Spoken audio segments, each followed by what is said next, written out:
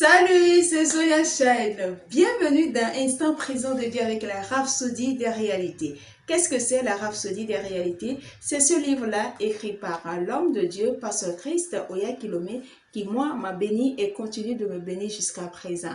Et donc j'ai décidé de partager avec vous ici sur cette plateforme les bénédictions de ces enseignements-là. C'est un livre qui sort par moi avec des thèmes aussi diversifiés que intéressants.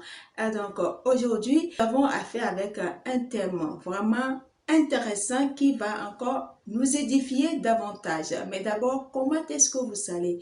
Moi, je rends grâce à Dieu et je suis très contente de vous retrouver encore pour ce dernier rendez-vous. Aujourd'hui, le thème est intitulé « La pauvreté n'est pas une bénédiction ». Alléluia.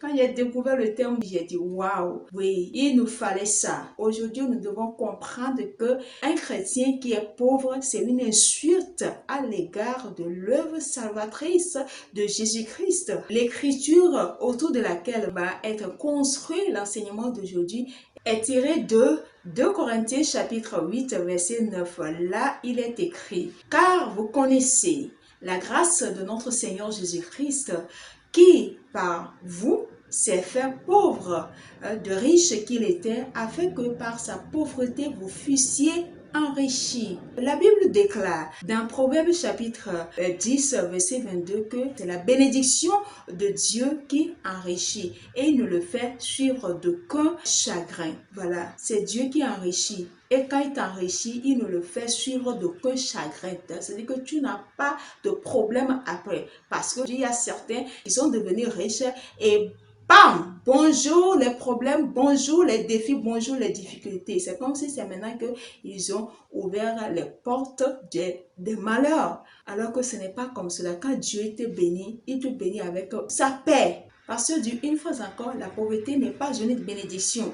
C'est la raison pour laquelle Jésus-Christ nous en a délivrés. Et c'est ce que nous venons de voir. De la même manière, Dieu ou bien Jésus-Christ a pris nos péchés, notre nature de pécheresse, a transporté ça sur lui. Il s'est chargé de tout cela. En retour, il nous a donné sa nature de justice. C'est comme cela que Jésus-Christ s'est chargé de notre pauvreté. Ça veut dire que même si dans ta famille, si tu devais vivre pauvre ou bien tu devais devenir de quelle manière que ce soit pauvre, Jésus-Christ a déjà fini avec ça. C'est ce que 2 Corinthiens chapitre 8 verset 9 nous fait comprendre. Pourquoi est-ce que je dois être encore pauvre? De surcroît, une nouvelle créature. Lutter, être esclave de l'argent, ce n'est pas normal. C'est une prospérité que Jésus-Christ nous a donnée au lieu de la pauvreté. Donc, pasteur explique que quand on dit que la pauvreté n'est pas une bénédiction, cela ne veut pas dire que quand quelqu'un est pauvre, quelque chose ne va pas chez lui. Non. Tout le monde a droit de faire un choix.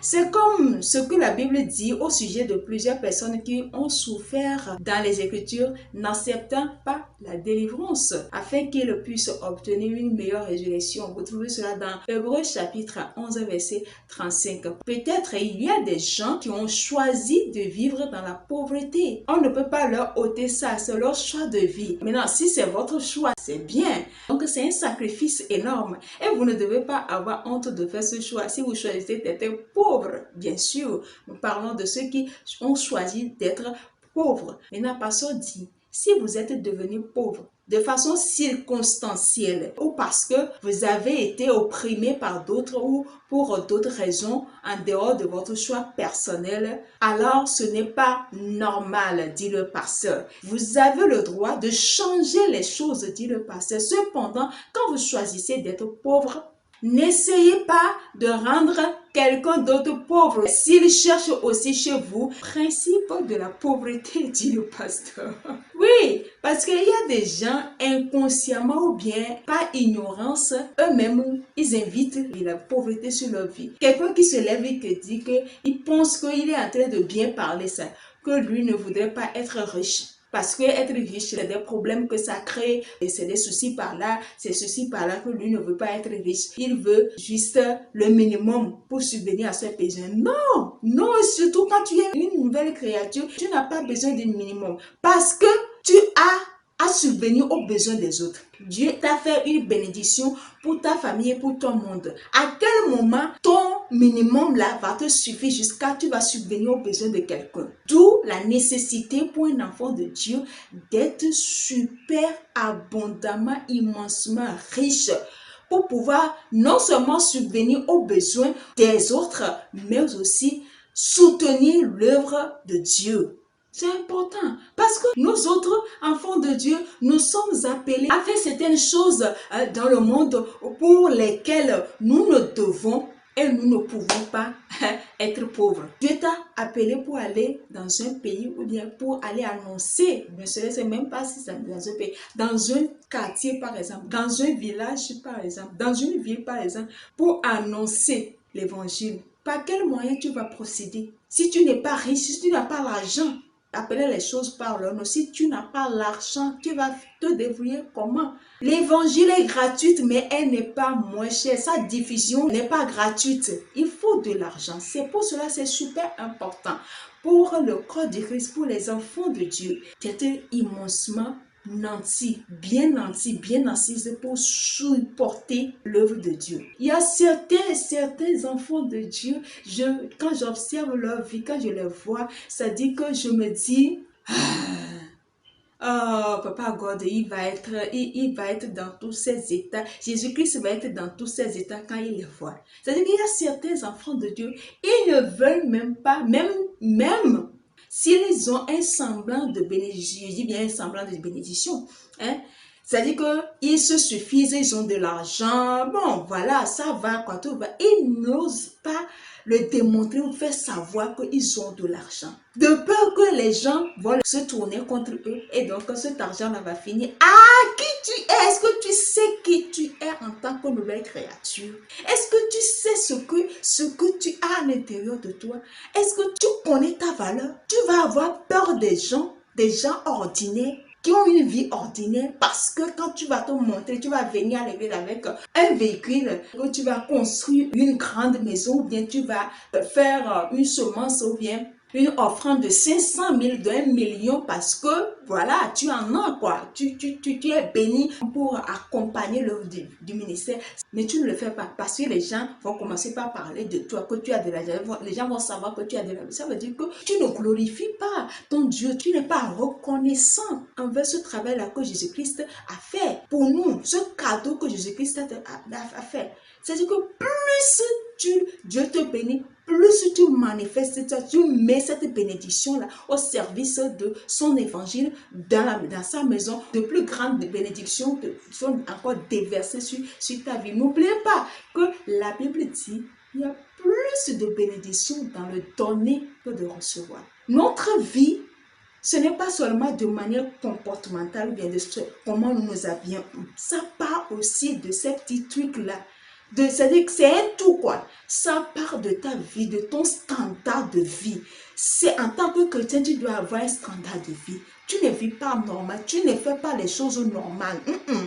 Tu es excellent. Tu es un exemple qui doit inspirer les gens qui sont du monde. À cause de certains chrétiens, de leur état, quand ils ont donné leur vie à Christ, comment ils vivent dans l'ignorance et la pauvreté, à élire domicile chez eux, certains qui refusent de donner leur vie à Christ, ils se disent que si c'est comme cela, bye bye l'évangile, moi je ne veux pas. Comment je vais donner ma vie à Christ et puis voilà, je vais devenir comme... Non, si c'est comme ça, je préfère rester dans mon péché et je vais profiter de la vie sur terre.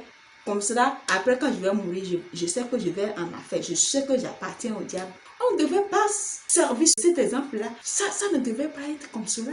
Ce n'est pas parce que nous aimons être riches, non. C'est à cause de la responsabilité, à cause de ce que nous devons faire dans la maison de Dieu. C'est pour cela que nous devons être riches. Et Pasteur dit, Dieu compte énormément sur nous pour porter l'évangile aux extrémités de la terre. Et il a dit dans Matthieu chapitre 24, verset 14, que cette bonne nouvelle du royaume sera prêchée dans tout le monde entier pour servir de témoignage à toutes les nations. Comment? Dans le temps d'apôtres, ils ont marché, il n'y avait pas les moyens de transport et tout cela. Le seul moyen de transport qu'il y avait, c'est les chevaux et tout cela.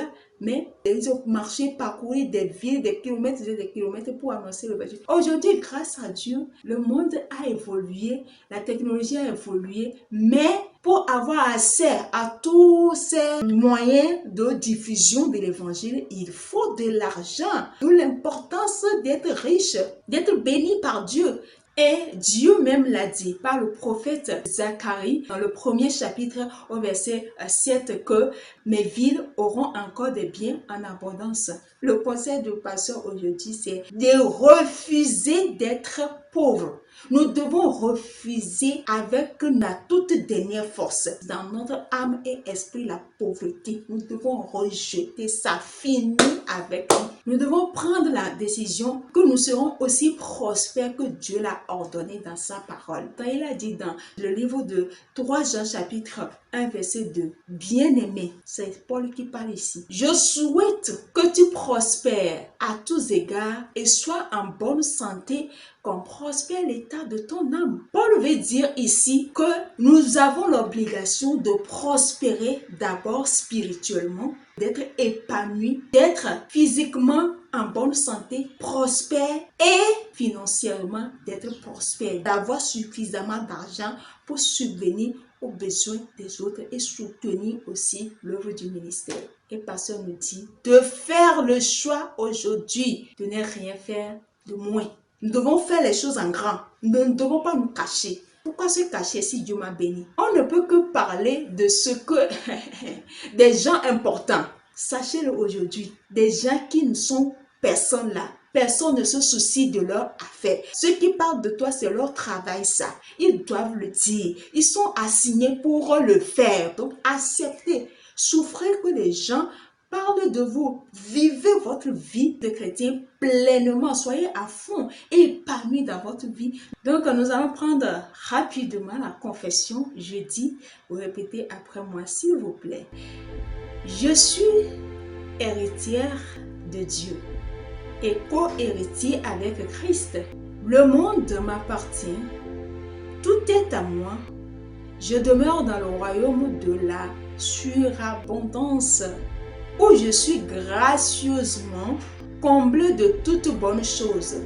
Je marche dans mon héritage en Christ, prospérant dans la santé divine, tout comme mon âme prospère. Alléluia, gloire à Dieu. Pour une étude approfondie à l'enseignement du jour, vous allez lire 2 Pierre chapitre 1 verset 2 à 3, Psaume 23 verset 1 à 3, verset 1 à 2, puis Romains chapitre 8 verset 17. Pour une étude de la Bible en un an, vous allez lire Luc chapitre 23 verset 6 à 49, puis 2 Samuel chapitre 4, 5 et 6. Enfin, pour une étude de la Bible en 2 ans, vous allez lire 1 Corinthiens chapitre 1 verset 10 à 21, puis Psaume 139 et 140.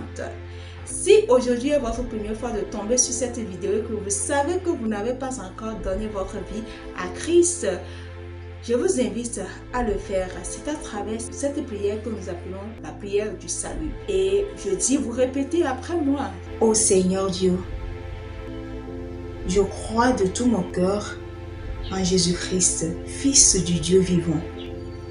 Je crois qu'il est mort pour moi et Dieu l'a ressuscité des morts. Je crois qu'il est vivant aujourd'hui. Je confesse de ma bouche que Jésus-Christ est le Seigneur de ma vie. À partir d'aujourd'hui, par lui et en son nom, j'ai la vie éternelle. Je suis né de nouveau. Merci Seigneur d'avoir sauvé mon âme. Je suis désormais un enfant de Dieu. Alléluia. Félicitations, bienvenue dans la famille des enfants de Dieu, dans la famille des illuminés, dans la famille des choisis, dans la famille tout simplement des champions de la vie. Aimez la vidéo, partagez-la, abonnez-vous à la page Facebook ainsi qu'à la chaîne YouTube. Activez la cloche de notification pour ne pas rater notre prochaine publication. Laissez des suggestions, des commentaires pour plus d'amélioration. Si Jésus tarde à revenir, je vous donne rendez-vous sur lundi prochain. Mais pour l'heure, je vous souhaite un bon week-end. Au revoir.